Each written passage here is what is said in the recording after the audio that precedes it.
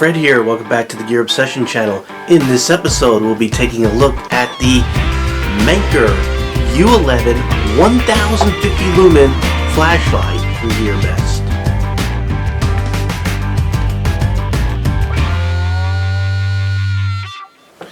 So I thought this was going to be another boring review of another flashlight, even though it is pretty impressive. 4 inches, uses a single 18650 or 2 CR123s, and it's pretty impressive. You know, it's putting out that 1050 lumens, but as I dug deeper and deeper and actually had to break out the instruction book, this thing has a plethora of features. It has so many features that they had to break it into 2 modes, where you have your basic mode that most people use, but it also has a pro mode where you could actually go in there and sort of select how many lumens you want for it to be in the low mode or the medium mode or the high mode. It's pretty impressive as you start digging deeper and deeper. Anyway, if at any time you're interested in this flashlight, I provide the link to GearBest, $45 with free shipping, and the link is in the description box below. So let's see what we get with the flashlight. Here's the box that it came in, and I want you to take note right here. It's that's sort of like the international sign for being able to go underwater. 2 meters, which is 6.5 feet. Impact resistant, 1.5 feet. Max lumens 1050. This is the thing that I'm sort of a little confused about, and we'll go ahead and sort of test this a little bit. But in the documentation online at GearBest and the manufacturer, it says IPX6. IPX6 is not waterproof. It means that it can sustain being sprayed with high power, high pressure water, not to be able to go underwater. But however, on the box it says to go underwater. So we will be testing that. We will be testing it. So what do you get? You get a manual, which, oh boy, you're going to need to look at this. And if you don't know Mandarin, right? Luckily, we have English on the other side. This is a complex flashlight. I mean, if you use it in the general mode, the basic mode, not too hard. We'll be going through that in detail. I don't know if I'm going to be going through this pro mode in detail, but in pro mode you can select how many lumens and runtime you want for the low, medium, high, and turbo settings. So you're definitely going to want to read through the manual. Okay, so under the packing material, they give you a cable, because guess what? This thing can charge. It has the capability of charging right there. So they give you a charging cable. They give you a clip. They give you a lanyard and an extra O-ring. By the way, the charging cable, not really that long, maybe a little over a foot and a half. Not too long. So in this demonstration, when I plug it in, I'm going to be using a different cable. Anyway, here's the flashlight. Aircraft aluminum body, anti-reflective tempered lens. I don't know if that is glass or not, but it says tempered, and you can see that it's anti-reflective by that little bit of purple that you could sort of see there. Does not have a crown bezel, so I can't classify this as a tactical flashlight, but I'll classify this as a very small, powerful EDC flashlight. You can see that there is a orange peel reflector, so we should have a nice smooth light, which we'll be looking at. And you can see the emitter in there. That's a CREE XPL V5 LED, maximum output of 1050 lumens. And as with all LEDs, they last a very, very, very, very, very long time. This flashlight can be powered with the battery, 18650, not included, or 2 CR123s. The reason why it can handle either or is because you have a working voltage of 2.8 to 6.4 volts. One button for operation. It operates the different modes as well. It turns it on and off. You have a little bit of heat dissipating fins right there. You have a little bit of knurling right there, and nothing in the back, except for a place to put the lanyard on. So luckily you have some nice knurling here that you can grab onto and turn the tail cap. And we have nice grease threads and the O-ring, and again you get that extra O-ring. We'll go ahead and pop in the battery. Positive side goes in first. And let you take a look at that there. Looks like it's very well made. Kind of impressive. Nice smooth threads. Whoops. Powerful spring. And we'll close that up. Nice and tight. No shaky. I like that. I hate it when batteries go in there and they sort of shake around, but no shaking. Other things, button operation. We'll go through this. Now, I did say waterproof IPX6 standard, and all the documentation around the box said 2 meter. So, I don't know. If it could handle 2 meters underwater, then it would be IPX8 standard, not 6. So I can't give you any more specific information about this because it's kind of conflicting. Impact resistant to 5 feet or 1.5 meter. This comes with intelligent circuitry inside it.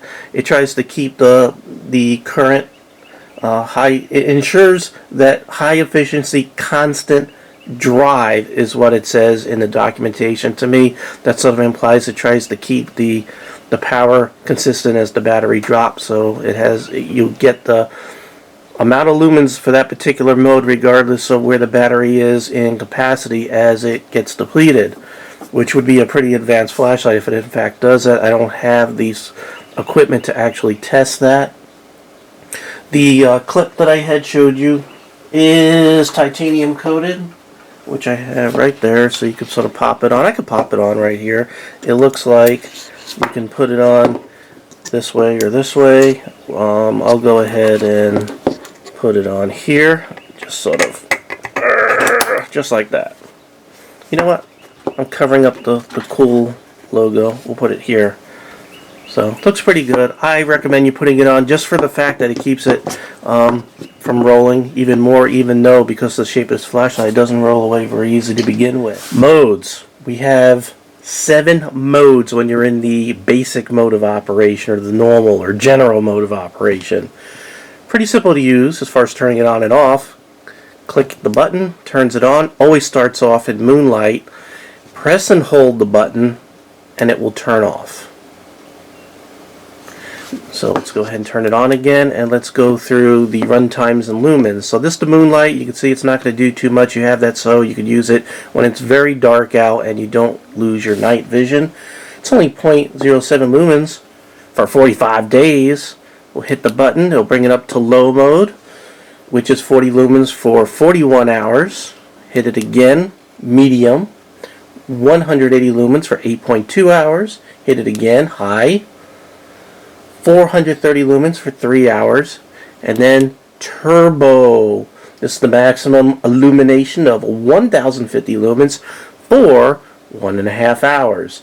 Hit it again, and it round robins back down to Firefly or Moonlight mode.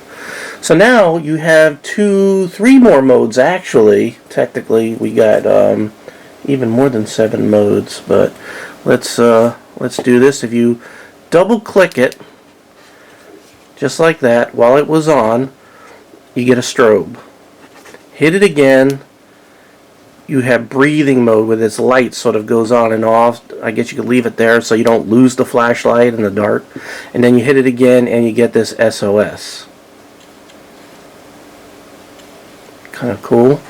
Hit it again, it round robins back to strobe. So strobe, breathing, and s.o.s. If we double click it, it goes back to the other set of modes, which is from Moonlight to turbo. So let's talk about pro mode. What you're going to do is while it's in an off state, you're going to sort of press and hold it for 10 seconds, and you're going to see it sort of blink twice or a couple of times to let you know it's in pro mode. So now you're in pro mode. So when you hit the button, it goes through all the same things that are in the general mode. You got the Moonlight, low, medium, high, turbo, and then it round robins back down. Now where it changes is when you bump it into that second set of features right here. So when you what is it, double click it, I think, right? There we go. See how it comes up to that strobe, it goes into the breathing, then it goes into the s.o.s, and then something different. Beacon. And this is, let me see, turbo mode. I think it's turbo. Yep. Next is battery indicator. So every time it blinks, that's 25%. So this battery is fully charged. If it blinked 3 times, you were at 75%. 2 times, you're around 50%. What do we got next? If I hit it again, now you start going into custom settings. Now you see that? This would be to set the low mode setting, and it's going through 3 different settings or brightnesses that you could select for the low mode. So you hit the button wherever it happens to be and it will set it. And you could do this for the low mode, which is doing now, and then it would go to the medium if you hit the button again after you set it, and then the high. And then it would round robin back and forth. And what this would do is when you go back into the normal mode of operation here, it will go to what you custom set for the low, medium, high settings when you go back into the round robin in the basic part of the pro mode. Like I said, this is literally almost over the top of my head, but for people who need this functionality, it's there. Or you could just leave the flashlight in the general mode of operation to begin with. It's probably good for 95% of us. Just wanted to also show you that this thing can internally charge the battery as long as you have a rechargeable battery in there. So let's go ahead and plug that in there and just see how that all works. There we go. You can see that blue light comes on there and lets you know that we're charging. We're in my backyard. I'm going to go ahead and turn on the flashlight. You can see right there that is the Moonlight. And if I shine it down range there, you're not going to see anything. I have a fence about 25-30 yards. So there's low. There's medium. I'm already impressed. There's high. There's turbo. Just check that out. That is pretty impressive. As a matter of fact, I'm going to go ahead and try to zoom in this hole right there, just to let you see how far we can see down there. I don't think I could zoom anymore, can I? Yeah. Pretty impressive.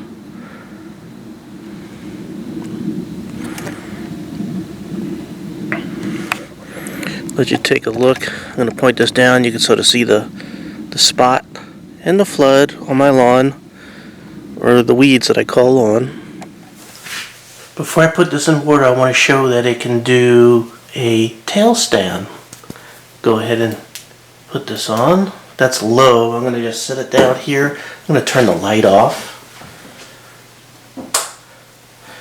So you can see it's dark, and that's only low, and it's already lighting the room enough where I can see where I'm going. We're going to go ahead and pump this up to medium high turbo. Check that out. It's like daylight in here. I'm going to put it in front of me just a little bit, set it here. You can see how bright it is. Now let's go ahead and bring this to the sink. Go ahead and point it down, and we're going to put it in the water, and we'll see if it is in fact waterproof. I got to make sure this USB cover here is closed all the way, and there we go. I don't see any bubbles, which is a good sign. Let's go ahead and zoom in there.